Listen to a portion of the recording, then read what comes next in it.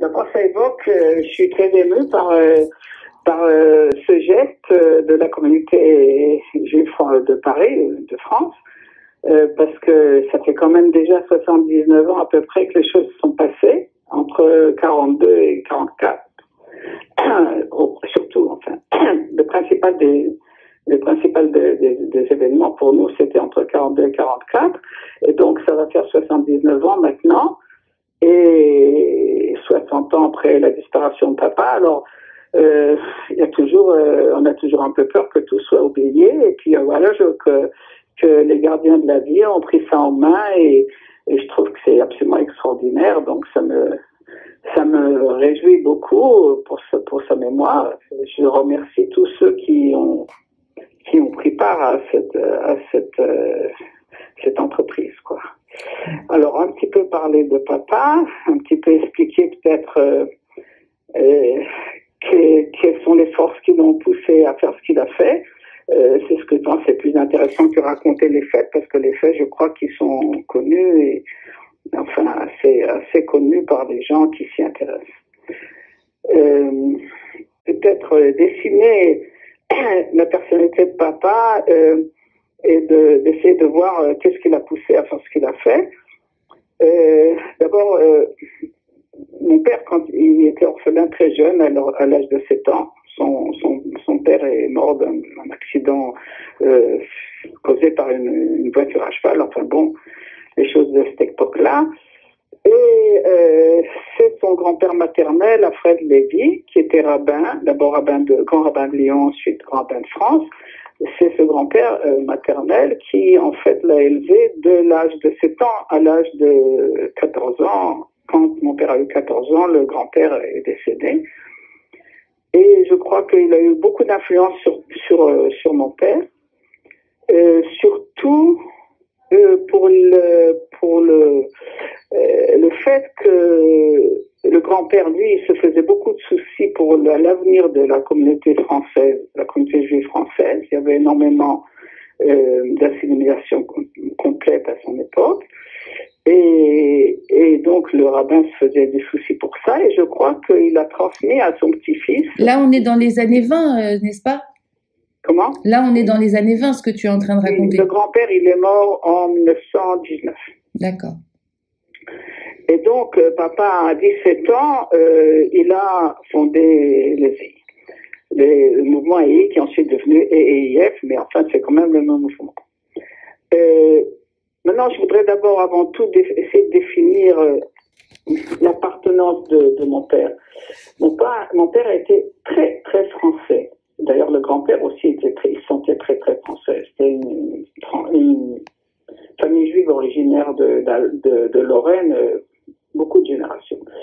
Et donc, papa était très français, il était très attaché à la culture française, tout ce qui est français, mais en même temps, il était très juif, ce qui est assez rare. Il se sentait très juif, il se sentait très français. Je voudrais raconter une petite anecdote par rapport à ça, assez intéressante, quoi. Pendant la drôle de guerre, papa était ingénieur, officier en tant qu'ingénieur d'acoustique, et donc il faisait partie du génie français, et il était sur la ligne Maginot. Et il y avait tout un groupe d'officiers français, très très typiques, quoi. Et il était très copain avec eux, en très bons termes, en très bonne harmonie, avec ceux qui travaillaient avec lui, quoi. Et ils sortaient ensemble le soir, enfin l'après-midi, ils allaient au café, ils discutaient, enfin, ils travaillaient aussi, bien sûr. Et donc papa se sentait très bien, très, très à l'aise avec eux. Mais le soir, une fois que les heures de travail étaient finies, il allait rejoindre une petite communauté juive qu'il y avait dans le patelin où ils étaient. Et là-bas, il y avait un groupe, je ne sais pas combien ils étaient, de juifs immigrés d'Europe centrale. Et papa se sentait très à l'aise avec eux et très en harmonie avec eux. Donc, il avait ces deux appartenances, en fait, qu'il sentait même temps. Mais un beau jour, quand il était avec les officiers français, ils étaient au café, alors papa leur dit, bon, aujourd'hui, c'est moi qui paye la tournée. Alors, un des officiers lui dit, mais non, Gamzon, garde ton argent pour quand tu partiras en Palestine. Il était complètement époustouflé par cette réponse parce que il savait que ça voulait dire que tu ne fais pas partie de nous, tu n'es pas une partie de nous, toi, tu appartiens à la Palestine. Et ça lui a fait, je crois, quelque chose d'assez important. J'ai l'impression que ça une part au fait que finalement, il a abouti ici en Israël. Et qu'il est mort en tant que chercheur de l'Institut Weizmann ici, ce qui n'était pas du tout dans ses projets avant la guerre. Bon. Maintenant, pour revenir au mouvement EIF, à 17 ans, il a fondé donc le mouvement Scout juif en France. Et en fait, son but, c'était de rendre les jeunes juifs plus actifs, plus motivés, plus responsables, plus attachés à leur peuple. C'était ça son but. Et ce qui est intéressant, que la devise des scouts en général et des EI en particulier, c'était « sois prêt, sois prêt ». Mais quoi, sois prêt à quoi? Tout le temps, on parlait de « sois prêt, sois prêt, sois prêt ». Et bien, une fois que la résistance, la 6e, le maquis, tout ça sont avérés indispensables, le sois prêt a été vécu. Il a été vécu parce que tous les jeunes chefs, tous ceux qui avaient à peu près un peu plus que 17 ans à cette époque, se sont vraiment mobilisés pour la tâche de sauvetage de centaines, de milliers même de jeunes et d'adolescents, d'enfants, même de familles, en se mettant en danger de vie.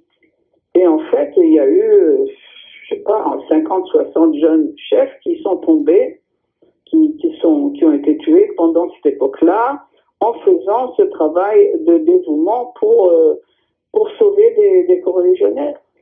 Et je crois que c'est le soi prêt qui leur a été inculqué par le scoutisme qui les a préparés à ça. Moi, je suis quelqu'un de très croyant et je sens que c'est vraiment des choses qui sont dirigées par en haut. Nos sages disent qu'à chaque génération, le Tout-Puissant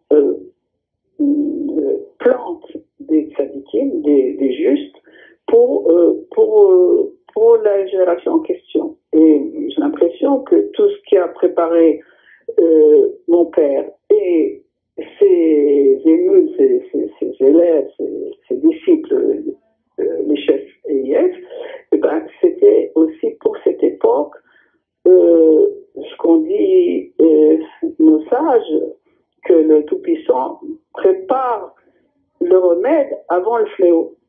Et donc le remède déjà pour parer à ce qui allait se passer, c'était le soi prêt des EI. C'est quelque chose d'absolument extraordinaire et c'est quelque chose qui a donné vraiment des résultats aussi extraordinaires et aussi qui a préparé, je crois, le renouveau d'un judaïsme plus vivant pour après la guerre.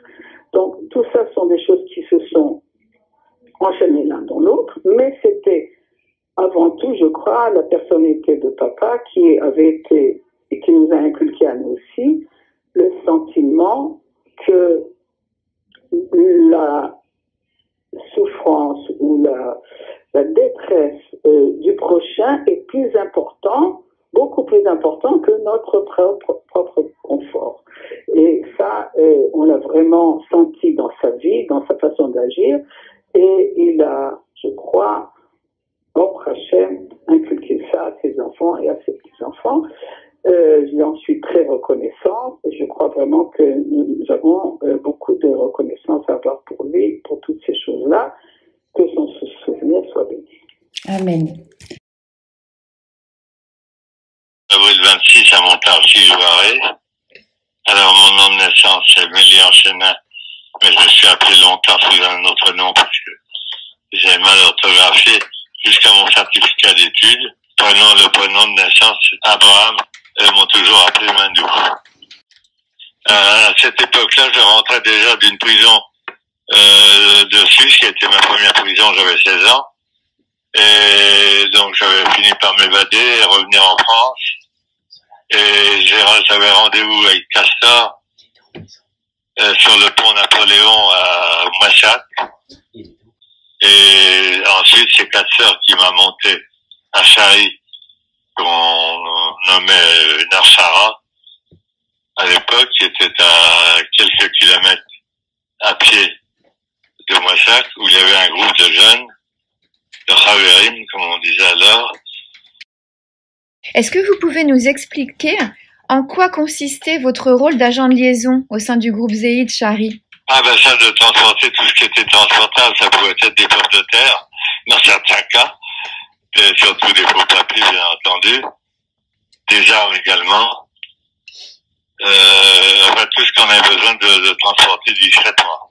Vous aviez une fausse identité à l'époque, est-ce que vous pouvez nous dire comment? Alors, la première fausse identité que j'en avais une, mais que j'ai pas utilisée, François Michel de Luynes. Tout simplement parce que j'avais lu un bouquin de cette famille, sur cette famille plus exactement, mais que j'ai jamais utilisé en définitive. Ma première vraie fausse identité a été celle de Jean-Claude Rimbaud, sous laquelle Castor, qui m'avait amené à Chari, m'avait présenté comme étant le poète, etc.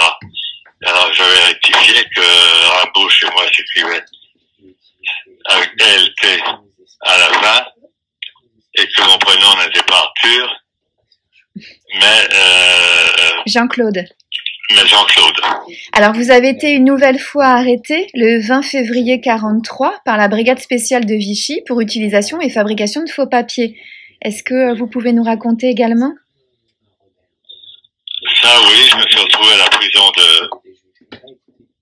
de Moissac pour une stupidité, parce que la fausse carte d'identité que j'avais, la personne qui l'avait rédigée avait mis comme lieu de naissance la localité voisine du département concerné.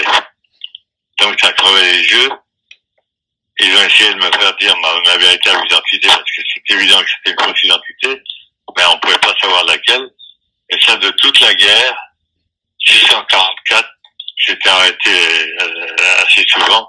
J'ai jamais avec ma véritable identité. C'est ce qui m'a sauvé. Et le 15 décembre 1943, vous avez été affecté au célèbre maquis de Vabre dans la compagnie Marc Agneau à Castres, sous les ordres de Castor. Quel souvenir vous en gardez? C'était la montagne noire, c'était assez cocasse parce que par rapport aux montagnes que j'ai pu connaître ou approcher, c'était effectivement très différent. C'était tous des jeunes, il y avait des garçons et des filles. Et notre chef à l'époque, c'était la maison d'Orsay portait son nom d'ailleurs. Gilbert Bloch. Alors ça c'était ensuite Gilbert Bloch a été arrêté, etc. Et ça s'est succédé. Moi j'étais rarement à Moissac parce que j'avais plusieurs domiciles à Moissac. J'avais d'abord Castor, chez qui j'ai habité un certain temps.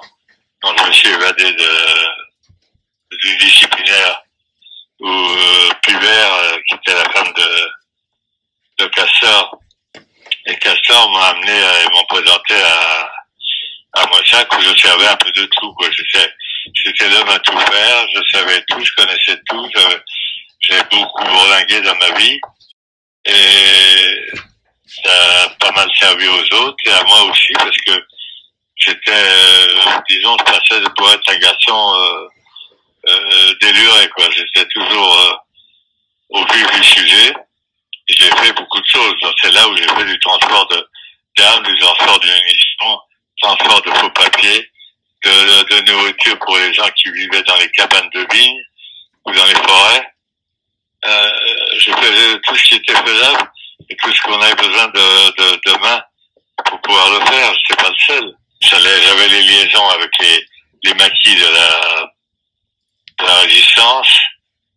J'avais des liaisons avec les différentes bases. Un peu plus tard, j'avais pris de l'âge et des capacités. J'avais été délégué militaire de l'OJC de Toulouse auprès de celle de Paris. Et que je faisais la liaison entre les deux, quoi. Je naviguais toujours dans tous les coins, dans tous les centres possibles. Et ça me plaisait énormément. Qu'est-ce qu'a représenté pour vous la 6e finalement? Et si vous aviez un message à transmettre à la jeunesse aujourd'hui, qu'est-ce que vous leur diriez, compte tenu de votre expérience? D'essayer de se trouver dans des situations comme celles dans lesquelles je me suis trouvé, et beaucoup de copains et beaucoup de copines aussi. C'était vraiment, ça pourrait pas être plus intéressant que ça l'a été, à tous les points de vue. Vraiment, c'était plus que passionnant. Nous avions des contacts à tous les niveaux, dans tous les milieux. J'avais, par exemple, moi j'avais beaucoup de contacts avec des curés et des pasteurs. C'est la région, c'était plutôt des pasteurs. J'avais des contacts avec des commissaires de police, avec des maires. Est-ce que vous avez eu peur parfois? Ah oui, là, je passe pour un phénomène ou un prétentieux. On choisit. Mais j'ai jamais eu peur de ma vie. J'ai jamais connu la peur de ma vie. Et pourtant, j'en ai fait des choses.